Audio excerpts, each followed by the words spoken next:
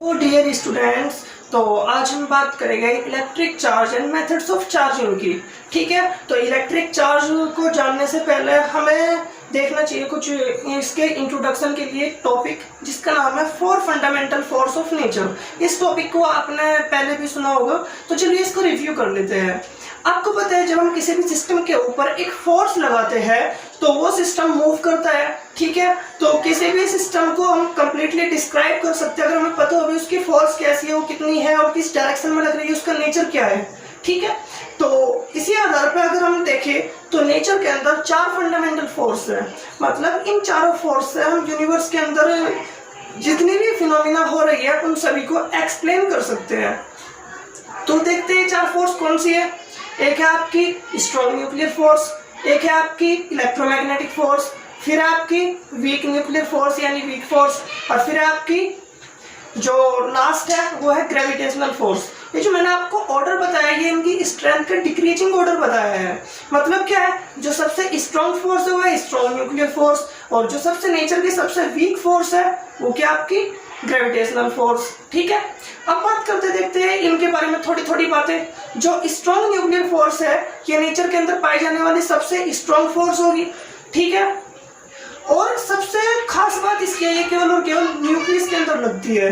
Nucleus मतलब आपको पता है हमारे आसपास की प्रत्येक बॉडी, आप, हम, हमारे कपड़े और जितने भी ऑब्जेक्ट हम ऑब्जर्व करते हैं वो छोटे छोटे से एटम से मिलकर बनी है। और उस एटम में क्या होता है, एक न्यूक्लियस होता है जिसके अंदर प्रोटॉन और न्यूट्रॉन होते हैं, और उसके चारों तरफ क्या होता है, इलेक्ट्रॉन रिवॉल्व करते रहते हैं। अब इस न्यूक्लियस के अंदर, न्यूक्लियस एक बहुत ही छोटी सी मतलब जगह होती है जिसमें क्या होता है पूरे के पूरे एटम का मास कंसंट्रेटेड रहता है। अब इतनी छोटी सी जगह में प्रोटॉन और न्यूट्रॉन कैसे एक साथ रह सकते हैं, जबकि प्रोटॉन प्रोटॉन तो नॉर्मली एक दूसरे को रिपेल करते हैं, बट ये दोनों एक साथ कैसे रह सकते हैं? बिकॉज इनके बीच में लग रही है एक स्ट्रॉन्ग न्यूक्लियर फोर्स जो इसको बांधे रखता है। तो स्ट्रॉन्ग न्यूक्लियर फोर्स किसको एक्सप्लेन करता है?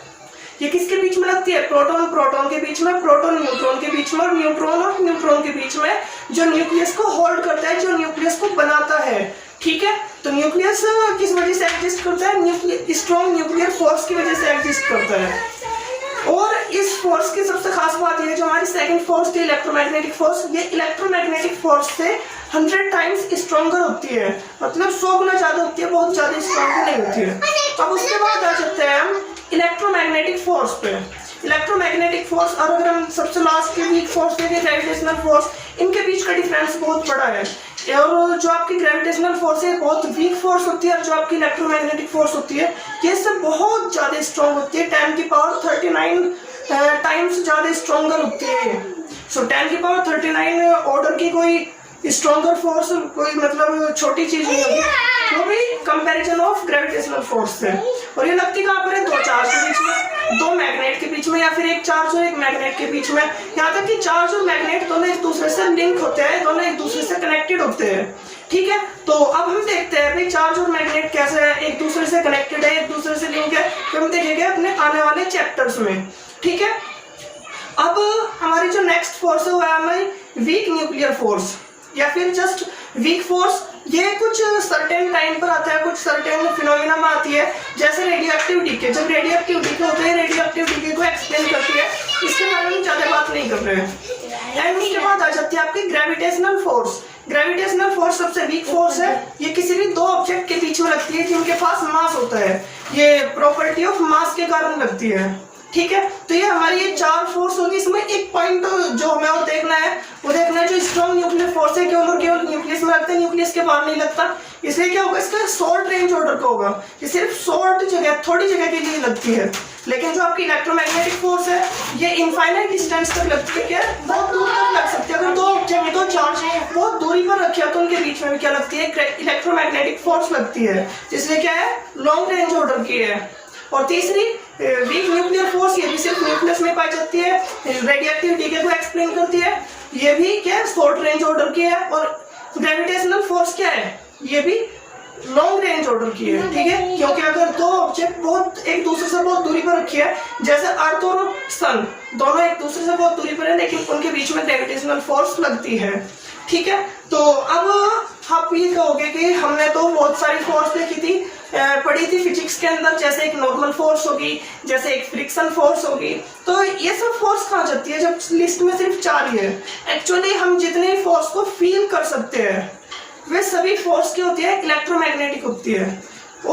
जितने फोर्स हम फील कर रहे हैं, चाहे मेरा बोलना हुआ, इसमें जो भी फोर्स इन्वॉल्व हो रही है, चाहे हम किसी भी एक ऑब्जेक्ट को पकड़ना, होल्ड करना, या फिर जो भी काम कर रहे हैं, वे सारी की सारी फोर्स इलेक्ट्रोमैग्नेटिक फोर्स है। लेकिन यहाँ पर एक एक्सेप्शन है ग्रेविटी का, क्योंकि हम ग्रेविटी को फील कर सकते हैं। क्योंकि देखो ना, 4 फोर्स थी, स्ट्रॉन्ग न्यूक्लियर फोर्स ये न्यूक्लियस को होल्ड करता है, तो इसलिए इसे हम फील नहीं कर सकते स्ट्रॉन्ग न्यूक्लियर फोर्स को। इसी तरीके से हम वीक न्यूक्लियर फोर्स को फील नहीं कर सकते हैं। हम सिर्फ 2 ही फोर्स को फील कर सकते हैं, एक है इलेक्ट्रोमैग्नेटिक फोर्स और एक है ग्रेविटेशनल फोर्स। ग्रेविटेशनल फोर्स एक एक्सेप्शन है, कोई भी मतलब ग्रेविटेशनल फोर्स को छोड़कर जितनी भी फोर्स होगी सारी की सारी इलेक्ट्रोमैग्नेटिक फोर्स होगी। ठीक है, तो अगर मैं जितनी फोर्स को फील कर रहा हूँ सारी की सारी इलेक्ट्रोमैग्नेटिक है, but exception of gravitational force.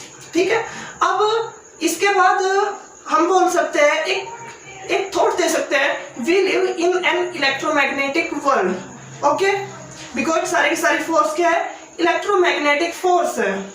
ठीक है, एंड अब हमें कुछ, अगर हम स्टडी करें इलेक्ट्रोमैग्नेटिक फोर्स को, जैसा हम 12th क्लास में करते हैं, पूरी की पूरी जो फर्स्ट पार्ट ऑफ फिजिक्स है उसमें हम इलेक्ट्रोमैग्नेटिक फोर्स के बारे में बात करते हैं। तो इसीलिए the study of electromagnetic force, जब हम इसको स्टडी करते हैं तो ये जो ब्रांच होगी फिजिक्स की, जो पार्ट होगा फिजिक्स का, इसको हम बोलेंगे इलेक्ट्रोमैग्नेटिज्म। ठीक है, लेकिन इलेक्ट्रोमैग्नेटिक फोर्स थोड़ी कॉम्प्लिकेटेड होती है, इसलिए हम इसको थोड़ा इजी बनाते हैं।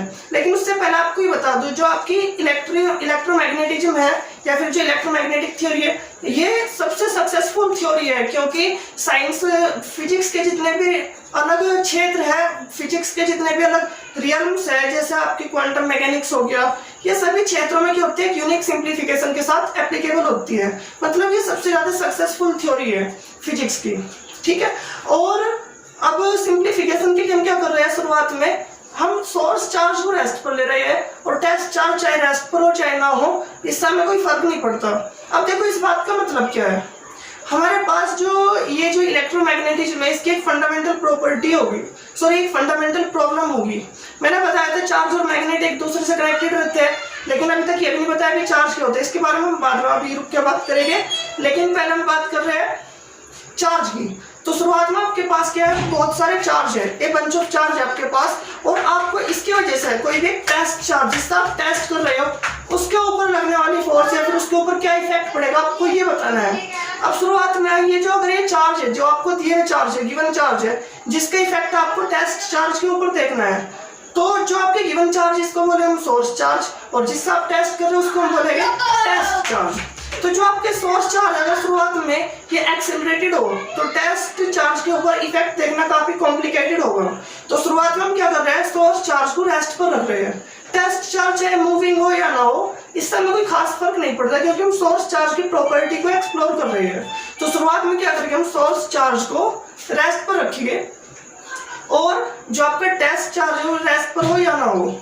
तो इस केस में जो आपकी ब्रांच ऑफ फिजिक्स होगी उसको हम इलेक्ट्रोमैग्नेटिज्म नहीं बोलेंगे, इसको हम बोलेंगे इलेक्ट्रोस्टैटिक्स।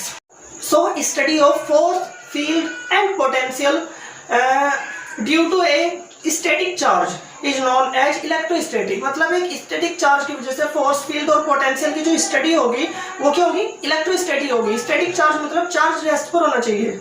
तो जब हमने चार्ज के बारे में इतनी बातें कर ली है, और अब इन चीजों को देखना है, तो हम चार्ज भी देख लेते हैं। चार्ज क्या होता है, तो चार्ज के रूट्स है जो इसके, अगर हम हिस्ट्री की बात करें तो एंशिएंट ग्रीक्स में थेल्स नाम का फिलोसोफर था, उसने उस टाइम पर एक रोड हुआ करती थी, अंबर की रोड, उसको एक्चुअल में अंबर नहीं बोलते थे ग्रीक में, ग्रीक लैंग्वेज में उसको बोलते थे ELEKTRON, इलेक्ट्रॉन, इसमें सी नहीं के है, स्पेलिंग थोड़ी अलग है।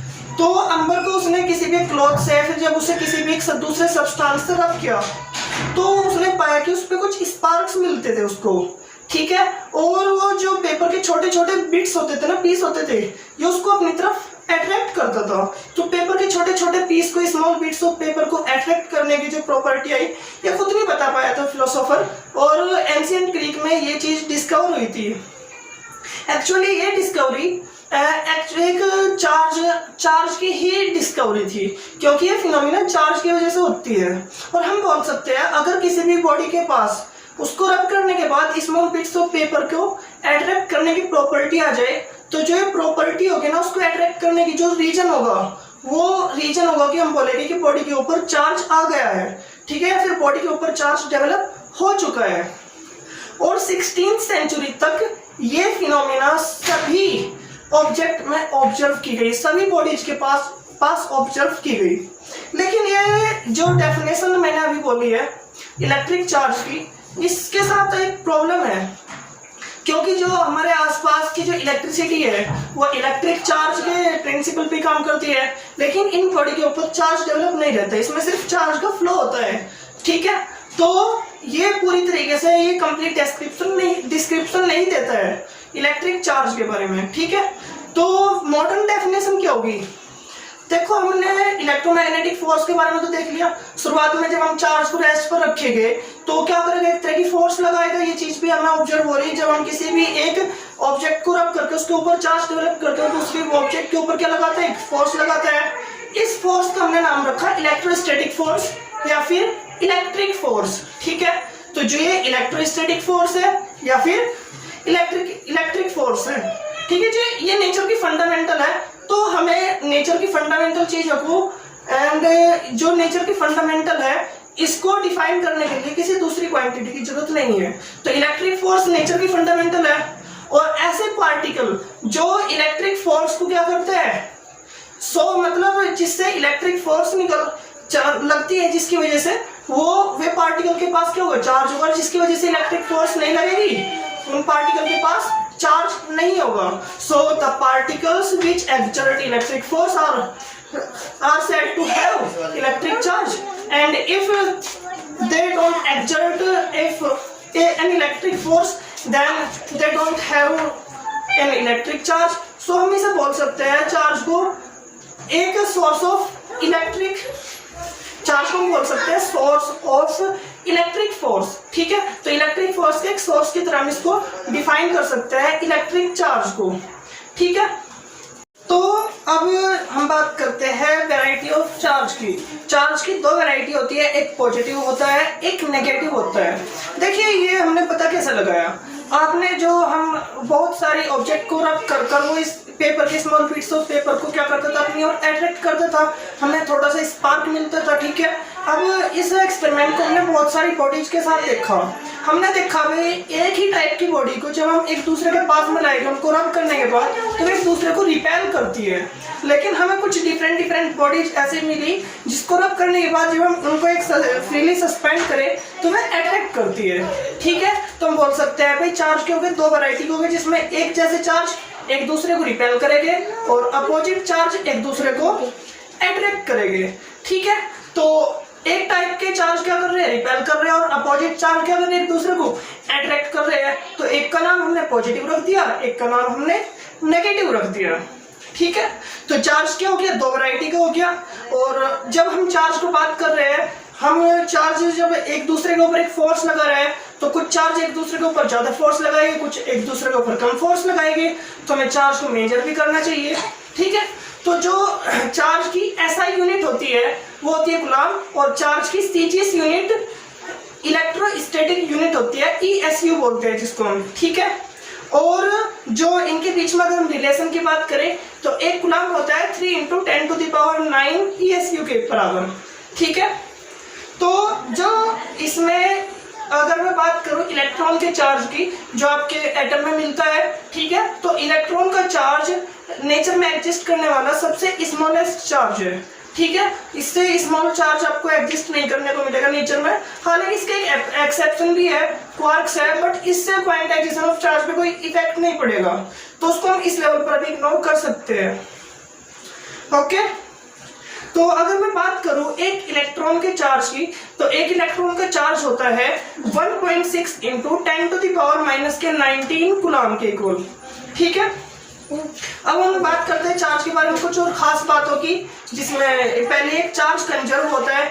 चार्ज को ना ही हम क्रिएट कर सकते हैं ना ही हम उसको डिस्ट्रॉय कर सकते हैं, लेकिन इसके इफेक्ट को हम कैंसिल जरूर कर सकते हैं अपोजिट चार्ज को ऐड कर कर। ठीक है, आपके पास क्या है 5 कूलम चार्ज है प्लस का, उसमें आप -5 कूलम चार्ज जोड़ दो, ये न्यूट्रलाइज हो जाएगा। ठीक है, कहानी खत्म। अब क्योंकि भाई चार्ज हमने डिस्ट्रॉय कर दिया, वो डिस्ट्रॉय नहीं होता है, वो अपोजिट चार्ज जुड़ कर क्या होता है उसका इफेक्ट कैंसिल होता है। ठीक है, तो इसी आधार पर हमने एक चीज और मिली है, चार्ज की जो नेचर होता है क्या होता है एडिटिव होता है। ठीक है, मतलब जैसे हम जोड़ घटा करते हैं अलजेब्रा के, ये उन रूल्स को फॉलो करता है। जैसे -5 कूलम चार्ज और -2 कूलम चार्ज दोनों जुड़ के क्या हो जाएंगे -7 कूलम चार्ज हो जाएंगे। अब अगली प्रॉपर्टी जो है क्वांटाइजेशन ऑफ चार्ज। चार्ज क्या होता है क्वांटाइज्ड होता है, मतलब किसी भी बॉडी को जब हमने उसको रब किया तो उसके ऊपर जो चार्ज डेवलप होगा वो इलेक्ट्रॉन के चार्ज का इंटीग्रल मल्टीपल होगा। ठीक है, मतलब क्या है उसमें से या तो इलेक्ट्रॉन पूरे निकलेगा, आधा तो इलेक्ट्रॉन निकलेगा किसी भी बॉडी से, तो किसी भी बॉडी के ऊपर जो चार्ज डेवलप होगा वो क्या होगा इलेक्ट्रॉन के चार्ज का इंटीग्रल मल्टीपल होगा। तो मैं इसको एक इक्वेशन की फॉर्म में लिख सकता हूँ, Q = NE। क्यों क्या है किसी भी बॉडी के ऊपर एक चार्ज है, E क्या इलेक्ट्रॉन का चार्ज है। अब कुछ इलेक्ट्रॉन निकलेंगे तो N क्या होगा, कोई एक इंटीजर होगा जिसको हम बोल सकते हैं नंबर ऑफ इलेक्ट्रॉन्स, और नंबर ऑफ इलेक्ट्रॉन्स जाहिर सी बात है इंटीजर ही होते हैं। तो अगर मैं इस चीज को देखूं और 1 कूलम चार्ज के अंदर नंबर ऑफ इलेक्ट्रॉन्स को कैलकुलेट करूं, तो 1 कूलम चार्ज के अंदर नंबर ऑफ इलेक्ट्रॉन मिलते हैं, इसी में रखेंगे क्यों को 1 कूलम रखेंगे, और इलेक्ट्रॉन का चार्ज तो हमें पता है E की वैल्यू क्या होती है 1.6 × 10⁻⁻19 कूलम होती है। तो इससे नंबर ऑफ इलेक्ट्रॉन की वैल्यू मिलती है 6.25 × 10⁻18। इसका मतलब क्या है 1 कूलम चार्ज के अंदर 625 के आगे जब हम 16 जीरो लगाएंगे इतने इलेक्ट्रॉन्स मौजूद होते हैं। तो दैट मीन्स अगर हम डेली लाइफ में कोई भी चार्ज देख रहे हैं तो हम क्वांटाइजेशन ऑफ चार्ज को इग्नोर कर सकते हैं, क्योंकि इलेक्ट्रॉनों की संख्या बहुत ज्यादा होती है, इतनी ज्यादा कि 1-2 इलेक्ट्रॉन को जोड़ने घटाने से तो वो नेग्लिजिबल ही माना जाता है, तो उसको हम इग्नोर कर सकते हैं। ठीक है, तो अब हम अपना अगला टॉपिक देखते हैं। अगर आपको चार्ज में कोई डाउट है तो आप कमेंट करिए। अगला टॉपिक आपका मेथड्स ऑफ चार्जिंग। आप किसी बॉडी के ऊपर चार्ज डेवलप कर सकते हो 3 मेथड से। ठीक है, एक है बाय फ्रिक्शन, फ्रिक्शन के द्वारा, कंडक्शन के द्वारा और इंडक्शन के द्वारा। ठीक है, तो पहले देखते हैं फ्रिक्शन। फ्रिक्शन को आप ऑलरेडी वैसे देख भी चुके हो, जब आप किसी भी एक बॉडी को क्लॉथ से या फिर किसी दूसरी बॉडी से रब करते हो या फिर अपने हाथों को ही रब करते हो, तो जब आप एक बॉडी को दूसरी बॉडी से रब करते हो तो एक बॉडी के इलेक्ट्रॉन जो उसके एटम में होते हैं उसके बाहरी साइड होते हैं, क्योंकि सर न्यूक्लियस तो अंदर वाले को तो आने नहीं देगा, लेकिन जो बाहर होते हैं न्यूक्लियस से थोड़े से लूजली बाउंड होते हैं। ठीक है, तो जो उसके आउटर मोस्ट इलेक्ट्रॉन होते हैं क्या होते हैं दूसरी में ट्रांसफर हो जाते हैं। तो आपस में 2 बॉडी को रब करने से एक बॉडी के कुछ इलेक्ट्रॉन दूसरी बॉडी में ट्रांसफर हो जाते हैं। एज ए रिजल्ट पहली बॉडी के ऊपर क्या होगा प्रोटॉन ज्यादा हो जाएगा, दूसरी बॉडी के ऊपर क्या होगा इलेक्ट्रॉन ज्यादा हो जाएंगे। तो एक के ऊपर पॉजिटिव चार्ज डेवलप हो जाएगा और एक के ऊपर नेगेटिव चार्ज डेवलप हो जाएगा।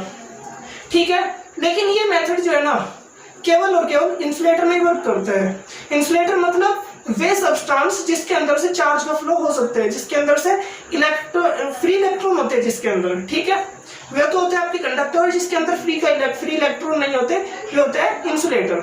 ठीक है, फ्री इलेक्ट्रॉन क्या होता है ऐसे इलेक्ट्रॉन जो लूजली बाउंड रहते हैं, अपने न्यूक्लियस से सटे हुए नहीं रहते हुए पूरे के पूरे सब्सटेंस में घूम सकते हैं, तो चार्ज का फ्लो करा सकते हैं। तो ऐसे सब्सटेंस जिसके अंदर से चार्ज का फ्लो हो सकते हैं कंडक्टर, और जिसके अंदर चार्ज का फ्लो नहीं हो सकता है इंसुलेटर। ठीक है, तो इंसुलेटर के लिए ही सुटेबल है आपका फ्रिक्शन। फ्रिक्शन से आप सिर्फ इंसुलेटर के ऊपर ही डेवलप कर सकते हो, क्योंकि आप खुद सोचिए जब आप रब करोगे अगर वे चार्ज का फ्लो हो सकता है तो बहुत तेजी से फ्लो हो जाएगा ना, तो एक बॉडी के इलेक्ट्रॉन अगर दूसरी में ट्रांसफर भी हो जाते हैं तो बहुत तेजी से वापस भी आ जाएंगे, क्योंकि चार्ज का फ्लो हो सकता है। ठीक है, अब जो दूसरा मेथड है हमारा वो है कंडक्शन।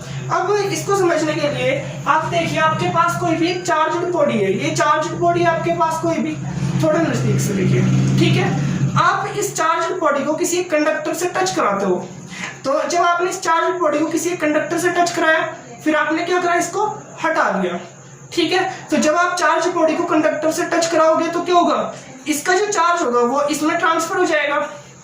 ओके, और जब वो चार्ज बॉडी का चार्ज जब एक कंडक्टर में ट्रांसफर हो जाएगा फिर हटा लो, इसके ऊपर क्या रहेगा चार्ज रह गया। बट आपको इसको पकड़ना है किसी इंसुलेटर की सहायता से, ताकि इसका चार्ज आपके बॉडी में न जाए। तो इस तरीके से इस बॉडी के ऊपर क्या होगा है, चार्ज डेवलप हो चुका है। किसकी वजह से? सिर्फ और सिर्फ कंडक्शन की वजह से, क्योंकि इसके पास चार्ज को कंडक्ट करने की प्रॉपर्टी है। ठीक है, तो अब हमारा होता है तीसरा मेथड जो है चार्जिंग बाय इंडक्शन। देखो आप इंडक्शन से कैसे चार्ज कर सकते हो किसी भी एक बॉडी को। तो इसमें सिंपली आपके पास क्या होता है, एक कंडक्टर होता है, आप कंडक्टर के ऊपर ही मतलब कर सकते हो इसको, मतलब इंडक्शन से कंडक्टर को चार्ज कर सकते हो। सेम कंडक्शन था, कंडक्शन भी सिर्फ और सिर्फ कंडक्टर के लिए सूटेबल था, और इंडक्शन भी सिर्फ और सिर्फ कंडक्टर के लिए सूटेबल है। ठीक है, मेटल्स के लिए सूटेबल है। तो जैसा आपके पास क्या है, ये एक कंडक्टर है, आप इसके पास में एक चार्ज बॉडी को ला रहे हो, पर टच नहीं करा रहे हो, सिर्फ पास ला रहे हो। अगर इसके पास पॉजिटिव चार्ज है, ये क्या करेगा, इसके फ्री इलेक्ट्रॉन को अपनी तरफ अट्रैक्ट करेगा, और जब इसके फ्री इलेक्ट्रॉन को अपनी तरफ अट्रैक्ट करेगा तो इसमें क्या होगा, चार्ज की दो लेयर बन जाएगी, क्योंकि फ्री इलेक्ट्रॉन थोड़े से इधर को शिफ्ट हो जाएंगे। तो जब थोड़े से इधर को शिफ्ट हो गए तो इसकी एक लेयर के ऊपर क्या होगा, नेगेटिव चार्ज डेवलप हो जाएगा, और इसके अपोजिट लेयर पे पॉजिटिव चार्ज डेवलप हो जाएगा। तो इसमें क्या होता है, चार्ज सेपरेट हो जाता है। एक चार्ज बॉडी को जब आप इसके पास में लाओगे, ये क्या है, पॉजिटिवली चार्ज है, इसके पास लाओगे तो इसमें क्या होगा, चार्ज डेवलप होगा। अगर ये पॉजिटिव है तो इसके अपोजिट फेस पे क्या होगा, यहाँ पर नेगेटिव डेवलप होगा, और फिर उसके पीछे पॉजिटिव होगा। आप इस पीछे वाले को अर्थ से कनेक्ट कर दो, अर्थ इसको क्या करेगा, इलेक्ट्रॉन देकर इसको न्यूट्रलाइज कर देगा, और जब ये इसको न्यूट्रलाइज कर देगा तो एज ए रिजल्ट क्या होगा, इसके ऊपर नेगेटिव चार्ज डेवलप हो गया है। ठीक है, तो हमने बिना टच कराए इसके ऊपर चार्ज डेवलप कर दिया। ठीक है, और अगर ये नेगेटिव होता तो क्या करता, इधर पॉजिटिव डेवलप होता, इसके अपोजिट साइड नेगेटिव होता, उसको हम न्यूट्रलाइज कर देते। तो इसमें बिना टच किए हम चार्ज को डेवलप कर सकते हैं किसी भी बॉडी के ऊपर। ठीक है, अब हम देख सकते हैं कुछ इंपॉर्टेंट क्वेश्चंस के बारे में। तो चलिए देखते हैं। फर्स्ट क्वेश्चन है, planets in the solar system exert large gravitational force on each other but only insignificant electrical forces. The electron in an atom exert large electrical force on each other but only insignificant gravitational force. Explain this difference. देखिए आप ये चीज सोचिए कि आप planet, एक सन हो गया, उसके चारों तरफ क्या हो रहा है, प्लेनेट क्या कर रहे हैं, रिवॉल्व कर रहे हैं, उनका मास बहुत ज्यादा है। ठीक है, तो उनके बीच में क्या होगा, जाहिर सी बात है फोर्स ज्यादा लगेगी, उनके पास चार्ज कम है तो इलेक्ट्रिकल फोर्स कम लगेगी, ग्रेविटेशनल फोर्स ज्यादा लगेगी क्योंकि उनका मास ज्यादा है। लेकिन अगर मैं बात करूं एक एटम की, एटम के अंदर आपको पता है प्रोटॉन का मास बहुत छोटा होता है, और इलेक्ट्रॉन का मास तो उससे भी बहुत छोटा होता है। तो जब प्रोटॉन और इलेक्ट्रॉन का मास बहुत छोटा, उनके जब हम मल्टीप्लाई करेंगे तो क्या होगा, मल्टीप्लीकेशन और ज्यादा छोटी आएगी। तो उनके पास चार्ज ज्यादा होता है, मास बहुत कम होता है। ठीक है, तो इसलिए एटम के अंदर इलेक्ट्रॉन और प्रोटॉन के बीच में कम ग्रेविटेशनल फोर्स लगता है और ज्यादा इलेक्ट्रिकल फोर्स लगता है।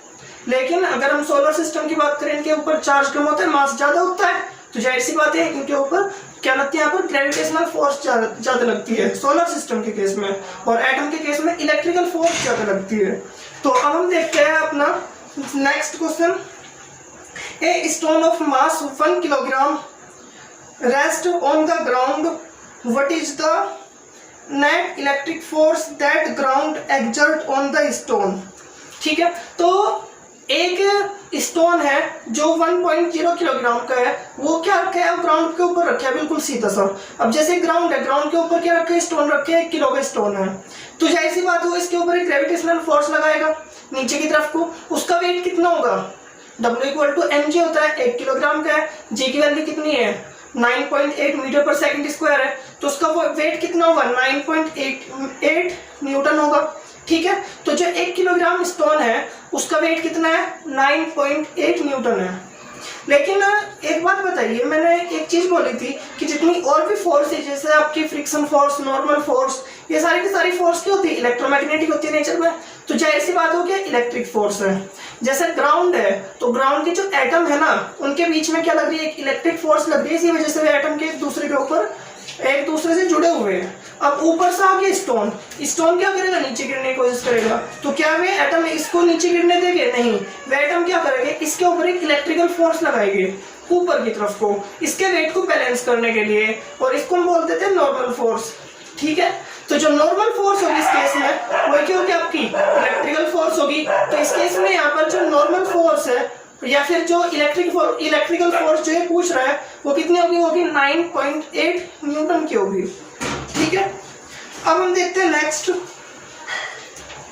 6 electron are added to 1.0 coulomb of positive charge, then the net charge is approximately 7.0 coulomb, 5.0 coulomb, 1.0 coulomb, 6 electron, 5 electron. एक बात बताइए, 1 कूलम चार्ज के अंदर कितने सारे इलेक्ट्रॉन थे? 6.25 into 10 to the power 18 electron थे, मतलब बहुत ज्यादा इलेक्ट्रॉन थे 1 कूलम के अंदर। उसमें से 5-6 इलेक्ट्रॉन निकाल रहा है, फिर दे जाने से क्या नंबर ऑफ इलेक्ट्रॉन पे कुछ खास फर्क पड़ेगा? नहीं, कोई खास फर्क नहीं पड़ेगा, क्योंकि इलेक्ट्रॉन का चार्ज वैसे ही बहुत कम है, नेग्लिजिबल मान सकते हैं एक कूलम चार्ज के अगर अंदर हम देखें।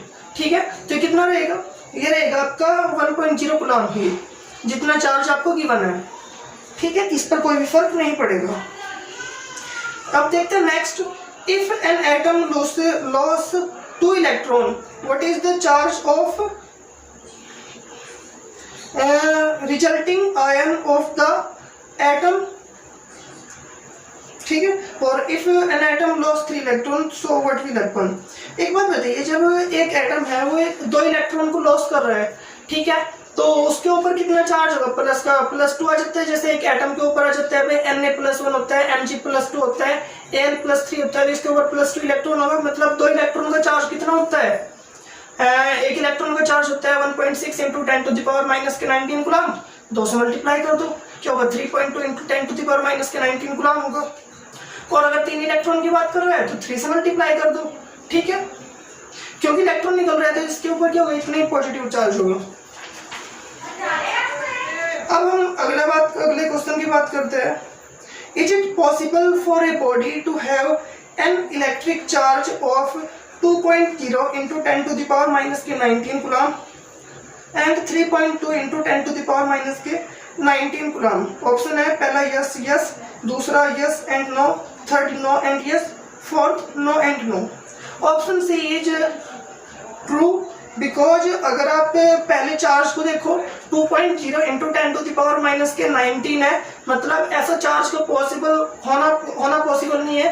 क्वांटाइजेशन ऑफ चार्ज को देखो, क्यों इक्वल्स टू n ही था, मतलब इलेक्ट्रॉन के चार्ज का इंटीग्रल मल्टीपल होना चाहिए। इलेक्ट्रॉन का चार्ज कितना है?